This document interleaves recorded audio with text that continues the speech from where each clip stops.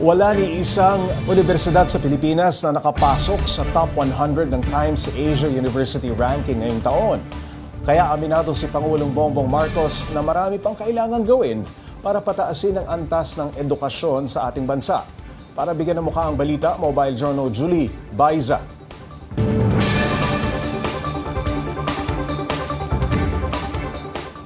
Nanawagan si Pangulong Bongbong Marcos na mas tutukan at magkaroon ng comprehensive strategy sa tertiary education ng bansa. Wala kasing universidad sa Pilipinas na nakapasok sa top 100 ng Times University ranking. Sa kanyang talumpati sa National Higher Education Day Summit ng CHED, nabanggit ng Pangulo na walang eskwelahan sa Pilipinas na nakapasok sa top 100 ng Times Asia University ranking. Karamihan daw nanatili ang ranggo o kaya bumaba ang pwesto. Pagtitiyak ng Pangulo, prioridad ng kanyang administrasyon ang edukasyon. This just goes to show that much work is still to be done. We must pursue a comprehensive and all-encompassing strategy that will turn this trend around. The state of our education today shapes the future of the nation.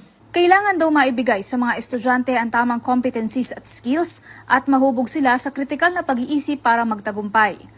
Nangako naman siyang magpapatuloy ang libreng matrikula o free tertiary education sa public universities and colleges sa bansa. We have allocated close to 134 billion pesos for our state and local universities and colleges this year so that more students can receive free tertiary education and more families will be eased of the burden of having to pay for college. Ano man daw ang gagastusin ng pamahalaan para sa edukasyon, maituturing na investment para sa kinabukasan ng bansa. Nagtungo naman ang Pangulo sa Iligan City na mahagi si PBBM ng tulong sa mga mangingisda at magsasakang apektado ng El Nino.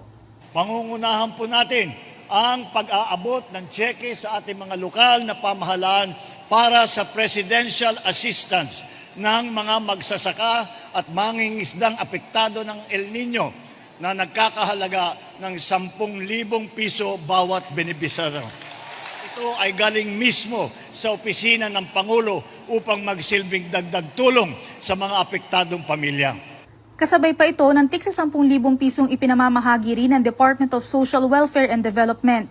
Bukod dito, inilatag din ni PBBM ang mga agricultural project ng pamahalaan sa rehiyon. Nagbubuhos na po ang NIA, ang National Irrigation Administration, ng mga proyekto pang-irigasyon.